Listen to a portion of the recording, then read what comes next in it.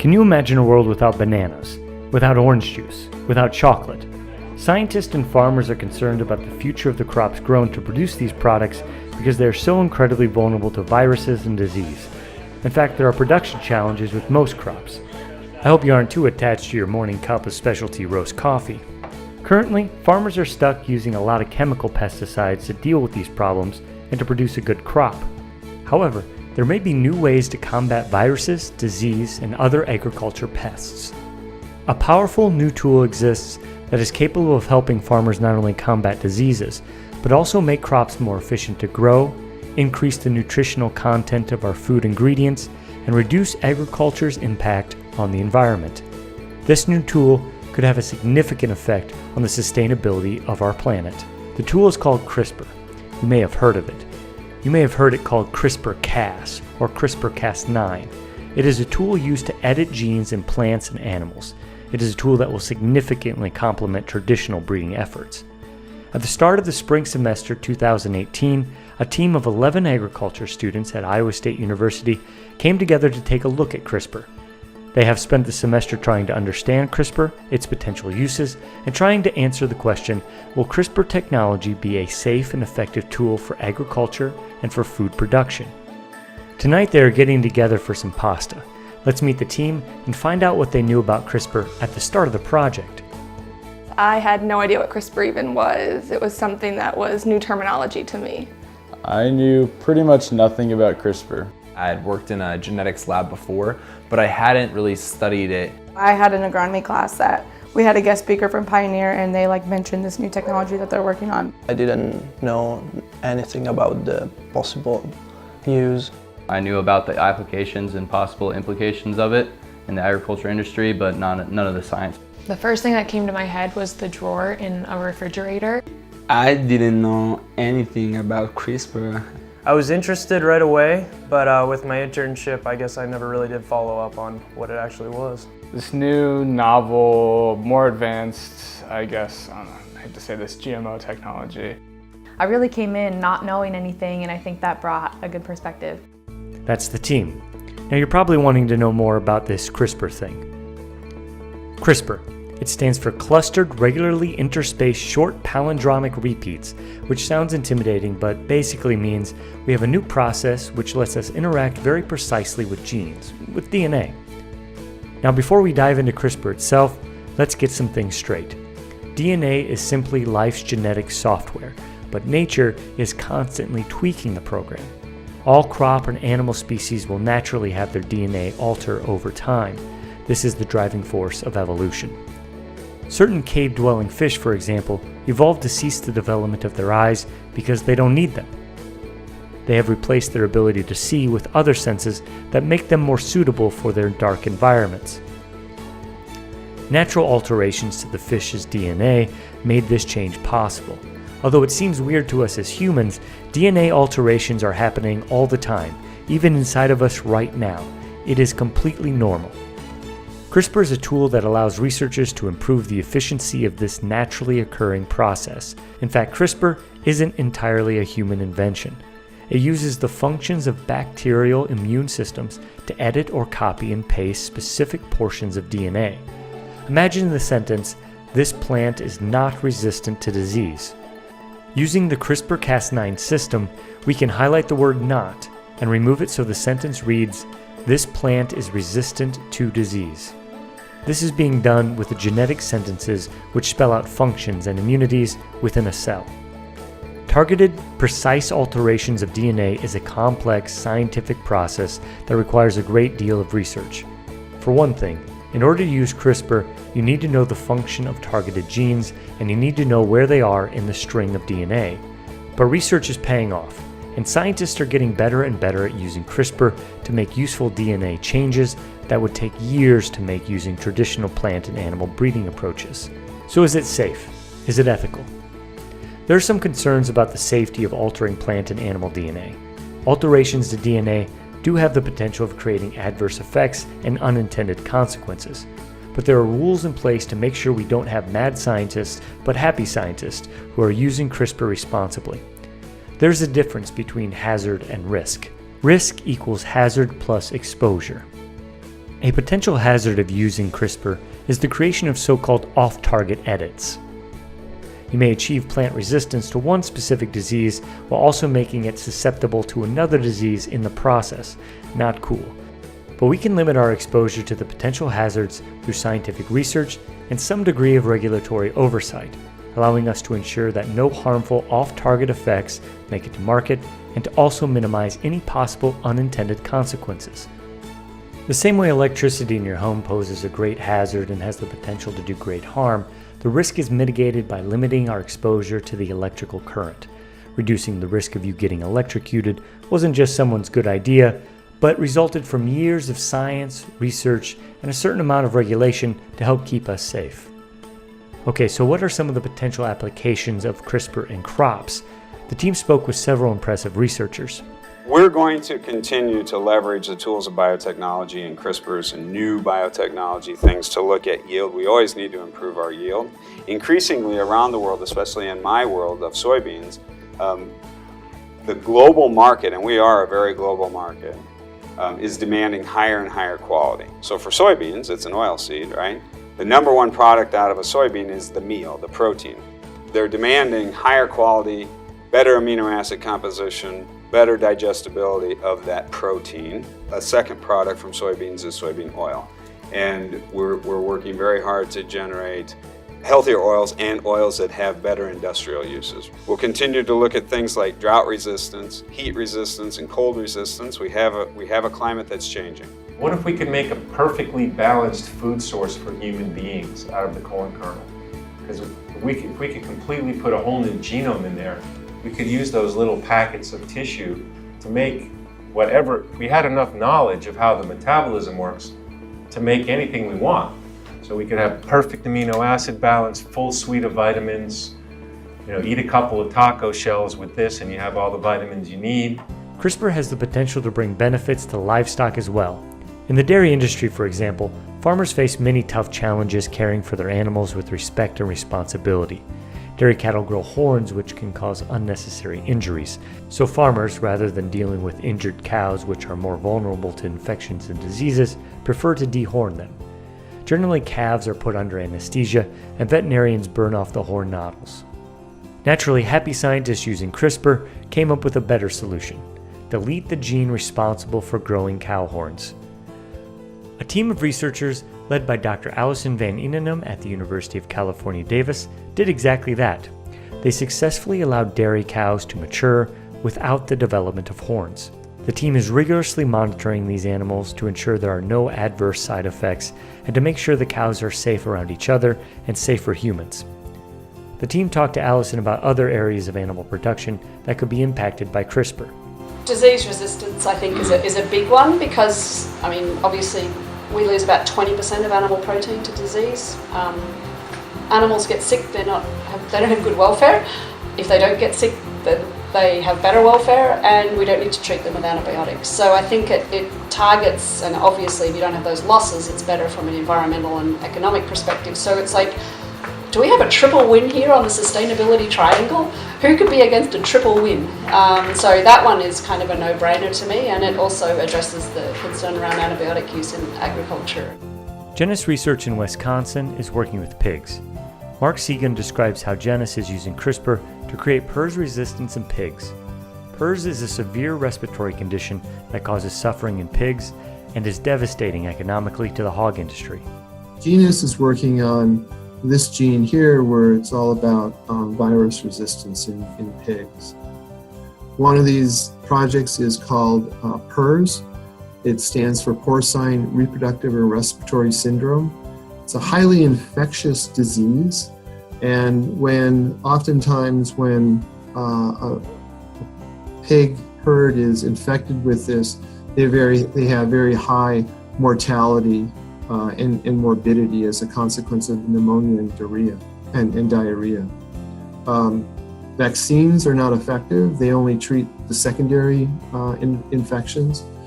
So if we could figure out a way to cure this disease or cure this virus disease, it would have a major positive impact on pig pork production in the US and globally. And 2 labs, one at Missouri and then one at the Rosalind Institute, identified a gene, and they can either knock this gene out or make a small mutation in it, and it confers complete resistance to the disease. There's a common thread between sustainability and animal welfare.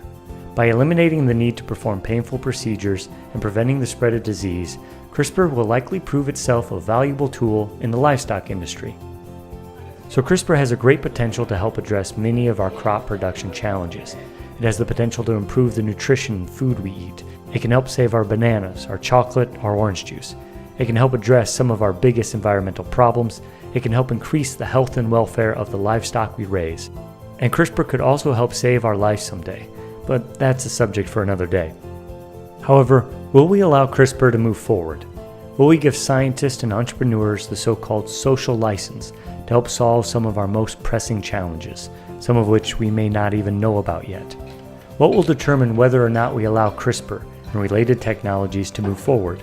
How do we develop a trust in this technology? So trust building is important. It's not only the right thing to do, but it's economically the thing that you have to think about as a business. Shared values was 3 to 5 times more important than just simply having the facts in trust building. So if I say that differently, if you're trying to build trust, science is 3 to 5 times less important than first establishing a connection with somebody. So we have to lead with our values first that are shared with the audiences we're connecting with.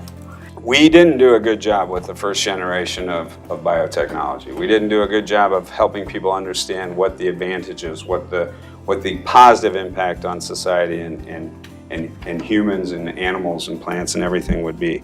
So we have an opportunity to get a lot better at communicating our science and communicating our technology and communicating our passion to make an impact that's positive on society and the environment. How are these benefits, how we alter the plants, how would they be beneficial to the people who consume them? And that's where the consumer acceptance is going to need to have to hit. If we were to lose chocolate, that would be a disaster where you could you could save chocolate with CRISPR. All of a sudden the world would be much more embracing of that. And there may have to be a scenario like that. There are many factors that will influence us in our decisions to accept or not accept CRISPR technologies and the products of CRISPR. For one, the concept of the precautionary principle has been cited as one of the hurdles in accepting biotechnologies. The precautionary principle doesn't make sense just in terms of living life. Like, would you have seriously got in that aeroplane if you applied the precautionary principle? The hazard is very high there. And cars. It's hugely high. The risk is virtually zil. You know, it's worse in cars, your risk, than it is in aeroplane, but the hazard is huge. So apply the precautionary principle to that. Apply your precautionary principle to getting out of bed in the morning. You would never get out of bed. So, you know, that's just it's an innovation blocker because you're not even allowed to consider potential benefits. And no one does anything in the absence of considering risks and benefits. If you only looked at the risks of something, aeroplane travel, you would not do it.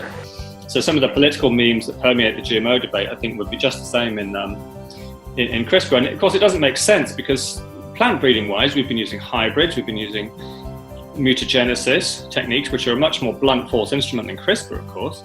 And those are grandfathered in, and that's fine because even organic crops can be mutagenic, but you can't change a single nucleotide. You know, that doesn't make any sense. Any logical person would say that's the opposite of what you should be doing. If you're concerned about risk, it's a bit like saying that a brain surgeon can use a blunderbuss, but not a scalpel, right? You can blast away the genome with radiation and chemicals, but you can't make a single mutation which is you have the complete sequence for and you understand exactly what you're doing. So it's the opposite of logic. It's also important to consider the source when it comes to learning about CRISPR and about science and technology in general. Alison van Eenenum has perspective on being diligent on who and where you get your information. Why don't you go and talk to a scientist that maybe has an opposing opinion? I've got no problem with the opposing opinion. I have a problem with the source you've chosen to get your opposing opinion from, because some dude on a couch doesn't have the same weight of evidence as the entire scientific community, and that's not a fair balance. And so I really push back against that now, especially on agriculture. That goes back to that point about sometimes the messenger is probably even more important than exactly what the message is, because we can have all the science on our side to back it up, but if people don't trust the source that it's coming from, they're not gonna believe it. So I think that's really critical, is who is out there talking about gene editing and talking about it in a positive light. What about regulations? Regulatory industries like the USDA, FDA, and the EPA are working toward making the right decisions for the public and the agriculture industry. While scientific evidence shows CRISPR is safe, regulators can and do have a role in helping make agriculture and our food safe. Recently, the USDA has issued a statement saying it will regulate CRISPR-derived crops no differently than crops developed through traditional plant breeding techniques.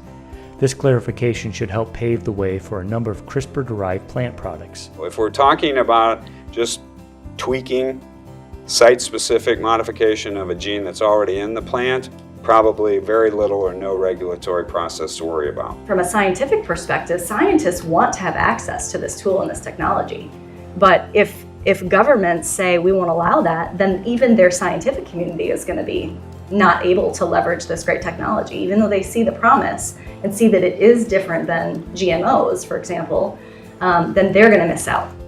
Crops developed using biotechnology started coming to market with great expectations over 20 years ago.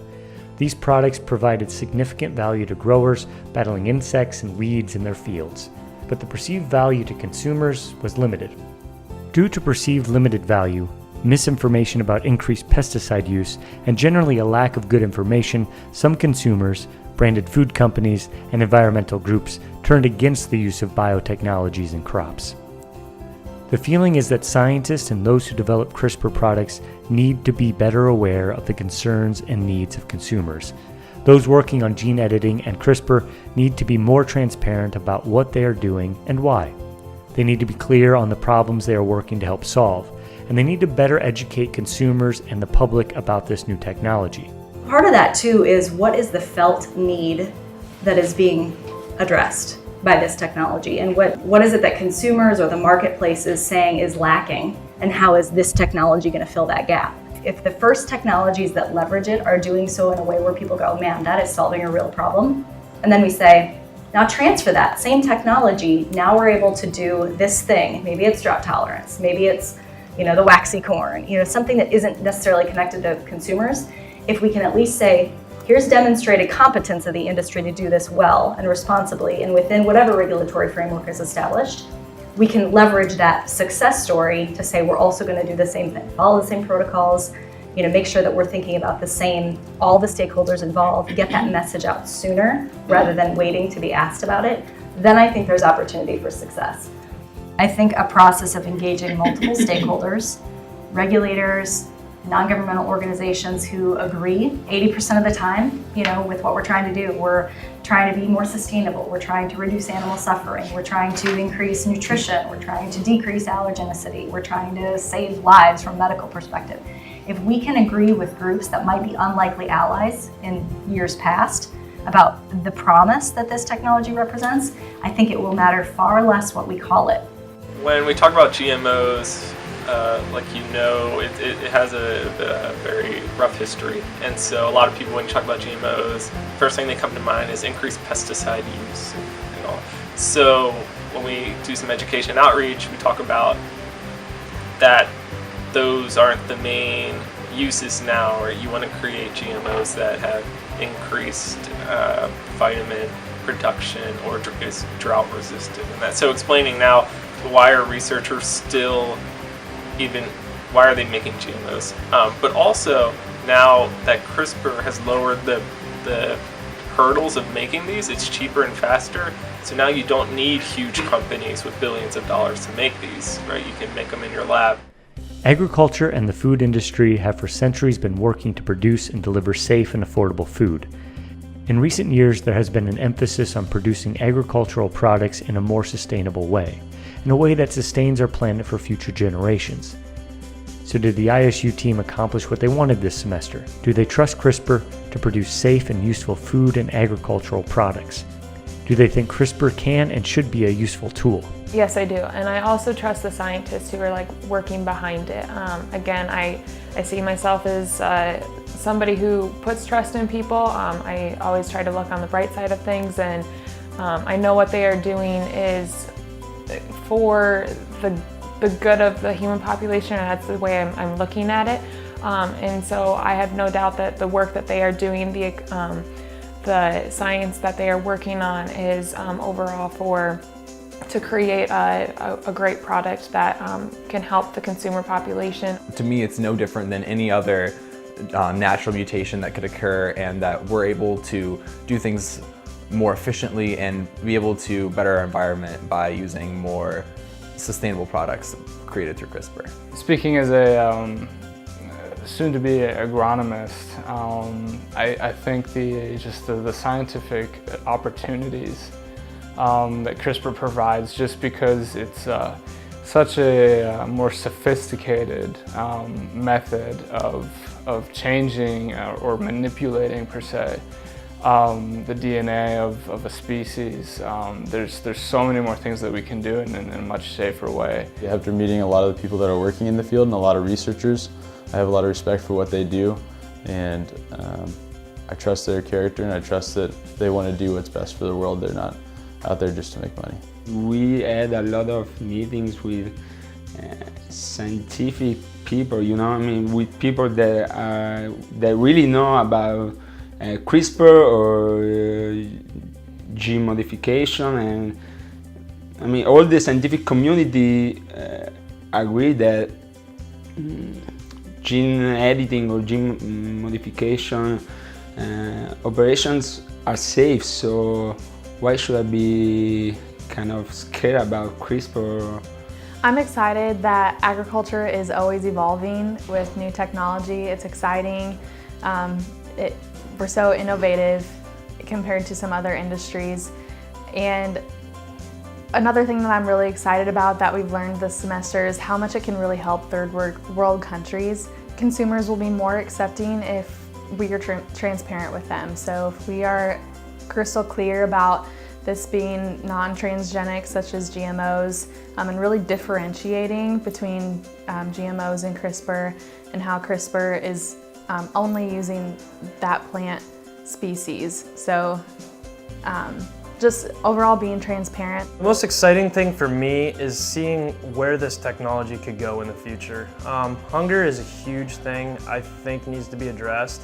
We just need to have a way of showing people that it is something that can actually help within the future. The acceptance will mostly depend on the ability of CRISPR to solve some practical issue, consumers' issues. So maybe some food allergies or even human disease or something that really consumers perceive as a problem. The wide scope of all the people that have their hands on the technology, there's at every research university in the United States, it seems like there's somebody doing work with CRISPR, and I think in the long run, driving that basic science and helping out with the research and that aspect and having everybody's hands on it instead of just a few main players is really going to help. I think it's just being open and honest with the public and just telling them exactly what it is, and we're not trying to hide anything, and we're doing it to benefit the good of everyone, not just ourselves or farmers or agriculture. It's for the good of our society, and just really relating to the consumers and letting them know that we're humans too, and we're wanting to feed our families too, and yeah, we're in it for the good of the society. I think the most important factor for CRISPR and bringing it to consumers is bridging the gap between the producers and the consumers and making sure they know everything about it so that they feel safe.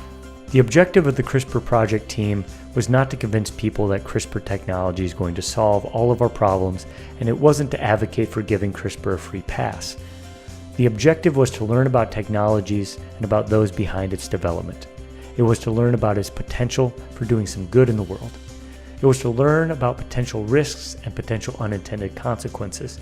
It was to better understand the factors that will ultimately determine whether or not CRISPR is embraced by the consuming public. And it was to determine if it is a technology that they themselves could embrace. They didn't find all the answers. They may not have asked all the right questions. They also understand there are many perspectives when it comes to evaluating a technology such as CRISPR. They also realize when it comes to shared values, there is a lot of common ground among all of us. Most of us want safe, affordable food. Most of us want a healthy environment and a sustainable world. Most of us care about the world we leave for our kids. So who gets the final say on CRISPR? You do. It's your food. It's your future. We encourage you to do more research and to develop an opinion of your own. There are pressing issues in agriculture that will need to be addressed one way or another, and technologies like CRISPR can provide us some answers. Let's not instantly accept or discard potential solutions for a lack of knowledge, but dig deeper on tools that can leave a positive impact on the world. For this team of Iowa State students, the feeling is that science, technology, and CRISPR in particular can and should play an important role in feeding and sustaining our planet. They all like chocolate and orange juice, and they think future generations should have a chance to enjoy them as well.